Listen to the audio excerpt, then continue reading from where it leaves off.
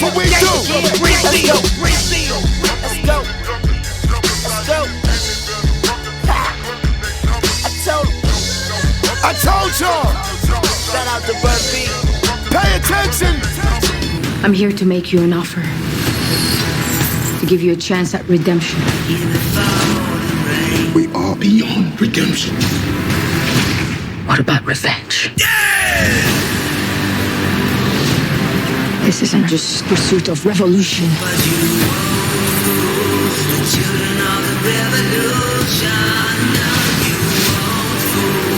I have found her. The most wanted fugitive in the known universe. What's going on, YouTube? We back in the Low Key Cave, Keyshawn Nimes YouTube page, aka Mr. Low Key. Also, happy holidays to everybody that's coming through. Hope you're enjoying your holidays. You know, I had to come here a little bit with the Christmas spirit. Anyway, man, shout out to everybody that's coming through and that's going to come through and check out this video.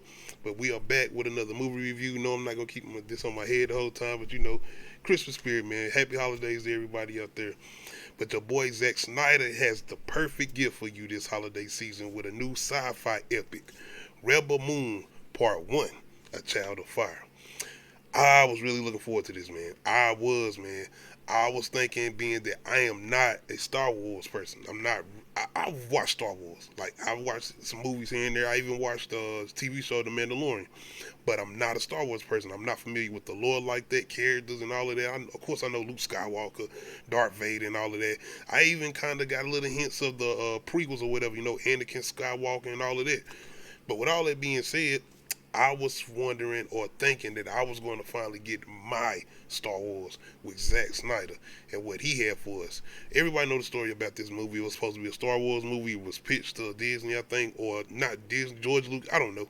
But anyway, it was supposed to be pitched as a Star Wars movie, but Zack Snyder said, Netflix said, yo, I got that bread. You can make your own little thing over here. You ain't got to worry about no Disney or no original Star Wars story. With all that being said, do we get something, you know, something the universe needs right now, with people kind of mad at Star Wars and what they got going on right now anyway, not really being fulfilled with the new trilogy of movies they have released or whatever. With all that being said, though, I'm curious, did Zack Snyder take notes from the original Star Wars as far as the 80s or the new trilogy? Because that's what it seems like. Give a little plot, man. We step into this with this young lady, warrior-like lady, who's pretty much being took in by these group of people who had this harvest.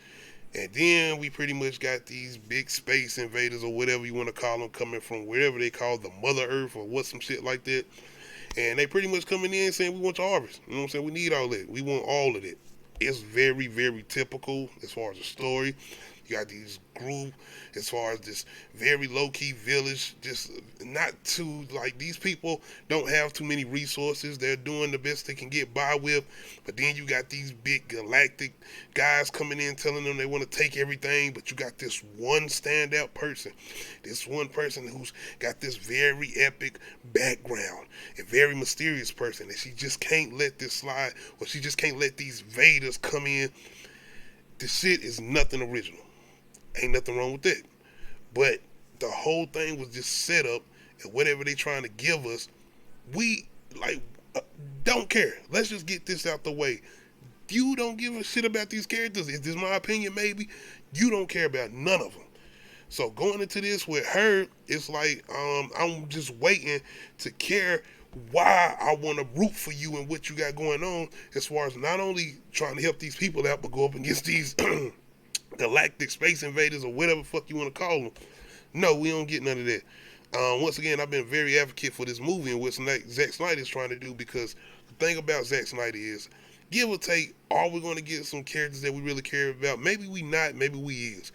But one thing about it is, we're going to get some epic action scenes. We're going to get some good choreographed fighting scenes. Like, shit is going to be off the chain. And then I'm thinking, Zack Snyder doing a sci-fi movie like this and doing some, like, Star Wars version and his version, I know he going to have some real crazy, maybe rated R type fights, but it's PG-13, give or take. But you already know he talking about R-rated cut, bullshit, whatever. But anyway, I'm just waiting. I know we going to get that action. I know we going to get something crazy. Even with Army of the Dead, which is a movie I actually like. I'm like, nigga, why don't you just work on that? Like, let's get the sequel to that instead of what you're doing with this shit. But anyway, it's some good epic action sequences in there. The one scene in Army of the Dead, as far as old girl shooting the zombies in the head like some John Wick shit. The scene with Batista pretty much go berserk and start just ripping and killing zombies in here and there. It just got some really good standout action scenes. Watchmen, good choreographed action sequences in there. Even CGI moments and just shit that stands out in there. 300. Like, he has movies, even if you don't like them or whatnot, but they got good standout moments, especially when it comes to the action. Batman v Superman. Even if you don't like the movie, which most of us don't, that Batman warehouse scene. Come on now. So with this, we don't have none of that. It's some moments in here with fight sequences. Probably one of the best ones is when we get introduced to old girl with lightsaber joints. But actually, it's interesting the way she do her things, because they're not necessarily lightsabers, they're actually blades, and she has these like robotic arms that charge up and pretty much turn these some bitches into like some like lava type heat blades or whatever. But I'm just saying, as far as how powerful they is and what they can cut through. With all that being said, man, even with that introduction, that's probably one of the biggest problems too, is the introduction of most of these characters. Because once we get this girl pretty much saying she's gonna stand and fight for these people, now she gotta go recruit people. So now we getting pretty much a big recruiting movie, because this is all set up. This is a lot of setup, because you already know we're supposed to get part 2 or whatever. The issue with the recruiting is it's just the same type of recruiting. It's the same type of like introduction to everybody, and we kind of just jump into certain people. Once again, going back to the old girl with the blades, which is one of the best action scenes we actually get in here, with her fighting a spider or some shit. But those moments don't really feel epic. Like, even with the music and the dramatic music coming in, and she doing like a little slow-mo here and there, whatever, that shit would be nice, but it's no build-up for it, because we're just jumping in here. It's like Zack Snyder's cutting scenes and just going straight into another scene, and that's the thing with the whole Snyder cutting bullshit and whatever, and why not just structure this shit a certain way? This is Netflix, nigga. This ain't Paramount, this ain't Warner Brothers, this ain't Disney, this is Netflix. Netflix kind of let you do what you want to do. Look at Martin Scorsese and his 3 or 4 hour movies. Like, what's up? What are you talking about? So when we get these moments and you get these introductions to these characters that she's recruiting or whatever, shit is kind of like we jumping into it. But even with all that being said, nobody has a story or nobody has anything going on as far as their background, including our main character, who we get a lot of somewhat background deposition with her. You don't care. Maybe once again, that's just me, but I was like, y'all not pulling me into this to make me want to go, oh yeah, I want to see this. I'm going to give an example, and a small example. Outside of some big-ass universe, now that's been created for a universe, John Wick. Because I'm giving you an example of getting introduced to somebody who does some ravish shit to somebody who gets hurt that they care about. John Wick and his dog. We went into this movie 15, maybe 20 minutes at the most, maybe 20 minutes. And I still say not even that long. And we get this people breaking into this man's house, killing his dog.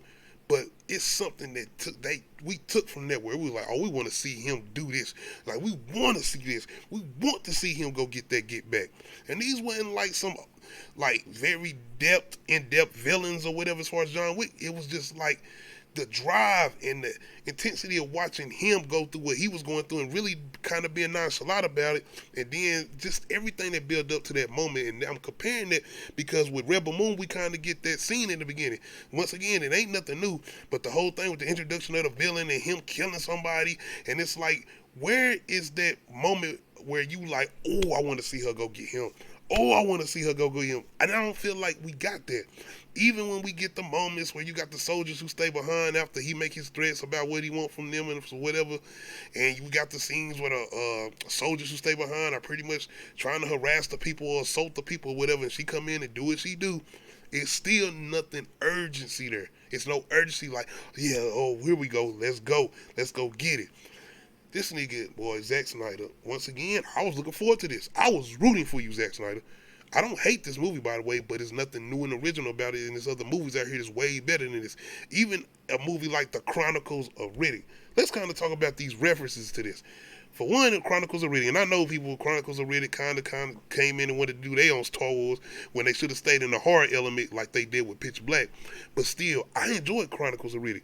hey, do what y'all was doing, but they still had certain things they had built up on their own going into this, outside of, you know, the monsters or whatever.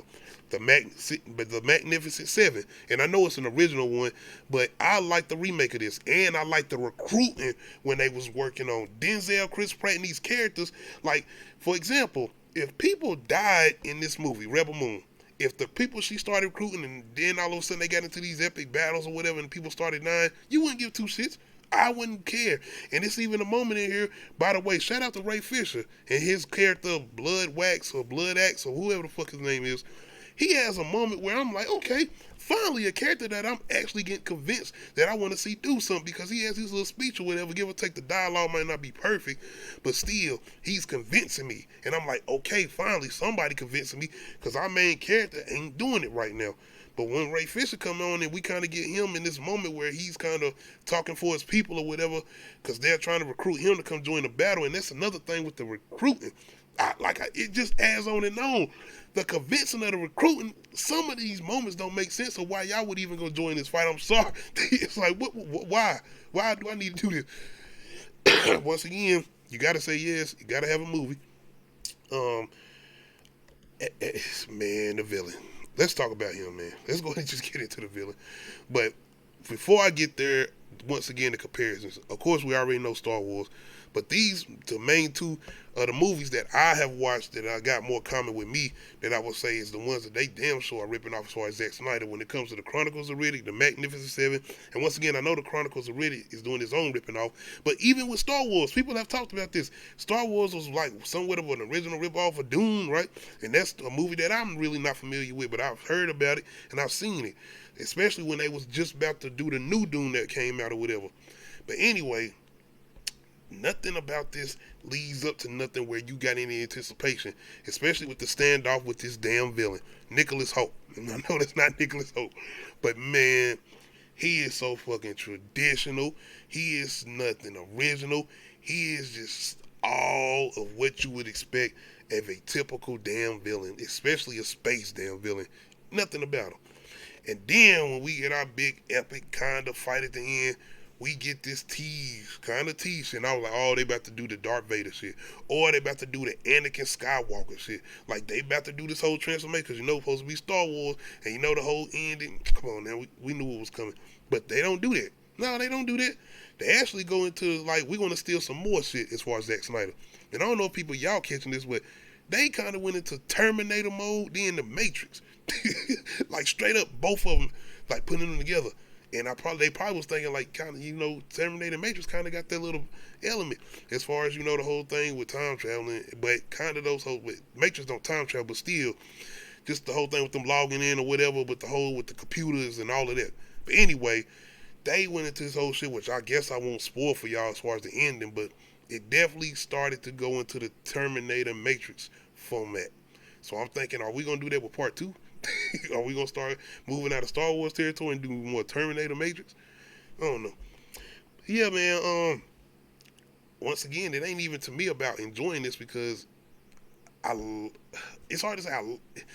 I like what he was trying to do, but I don't like it because it's not nothing I can go back and watch, because there's other movies that I would rather go watch than this.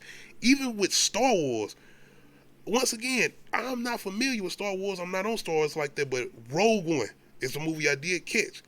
That, like, what? Like, you talking about characters you cared about, build up. People that I would say once again, I'm not familiar with Star Wars lore, so I don't know if these people are part of any larger universe as far as what Star Wars got as far as the characters in Rogue One, but as far as I know, they not. But either way, with that movie alone, that shit is way, I'm going to say, darker than this movie, of more war epic than this movie, and the whole ending scene with Darth Vader. Come on, man. Like, Zach, this was the movie or franchise or universe that was supposed to come in and dethrone Star Wars. Not saying he said that, but the whole build up, yeah, you know this is supposed to be a Star Wars picture. And I'm like, if they don't want this shit, I know this is supposed to be good. It's like, no, nobody cares. And when I say nobody cares, who we looking forward to in the sequel? We looking forward to more story from her, or they build up for them and this army is gonna be coming back to fight for them protecting this land? No. There's no urgency at all, and I'm just saying that. But anyway, man, once again, I was a person out here like this gonna be movie of the year. Zach about to come in and dethrone Star Wars and all this other shit. A Star Wars epic, and once again, even if we didn't have original storytelling, where was them epic action scenes? Especially with this thing expanding the way it was and being as big as it was, where was those moments? We didn't get none of that shit. Like, at least with Star Wars, it's like, if I can't give you nothing epic, I'm gonna use the Force. That shit gonna always work. I'm gonna use the Force. But anyway, y'all let me know, man, how y'all feeling about Zack Snyder's Rebel Moon Part 1, A Child of Fire, and does it give you any anticipation looking forward to the sequel, Part 2, Scar Giver, or whatever? Let me know how y'all feeling, man. Make sure you hit that like button. If you're not subscribed to the channel, make sure you hit that subscribe button. Make sure you hit that notification bell, let you know when I upload new videos. Other than that,